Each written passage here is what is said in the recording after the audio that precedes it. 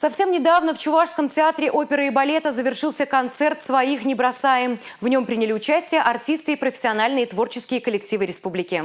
К мероприятию готовились особенно. Многие исполнители подобрали лучшие номера из своего репертуара. Маргарита Финагентова и Иван Снигирев исполнили русский вальс Александры Пахмутовой. Новую композицию подготовили специально к концерту. Она, по словам артистки, в полной мере отражает торжественность дня. На концерт пришли целыми трудовыми коллективами. Работники Чувашгаза оказали посильную помощь фонд «Перле». Мы довольно-таки значительном составе коллектива пришли на этот концерт, чтобы дополнительно оказать поддержку нашим друзьям с востока Украины.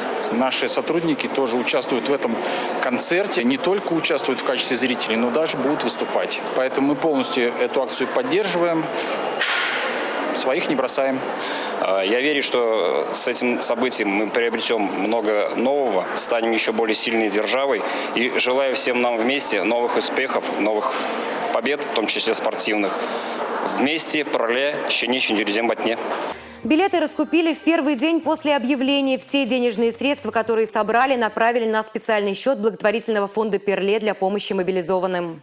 Состоялся патриотический концерт, который был инициирован работниками отрасли культуры. Они решили, что нужно поддержать наших мужчин, которые подлежат мобилизации.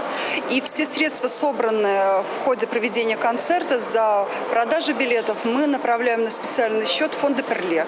Это очень важная миссия – помогать нашим добровольцам и бойцам, которые сегодня находятся на передовой, защищают рубежи, новые границы Российской Федерации. В этом активно участвует и бизнес-сообщество региона, и простые граждане. Такие мероприятия, безусловно, именно сейчас важны для того, чтобы и поддержать. Вот, например, сегодня на концерте будет присутствовать мама одного из наших военнослужащих, который сейчас находится в Санкт-Петербурге. Вы понимаете, общество консолидируется вокруг. Это же дает дополнительные силы. Мы должны поддержать наших ребят, которые сейчас участвуют в этой специальной военной операции.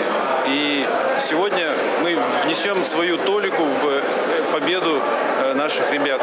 Настроение действительно, с одной стороны, можно сказать, очень торжественное, и ощущение, что мы стоим на пороге очень серьезных изменений в нашей большой стране и вообще в мире.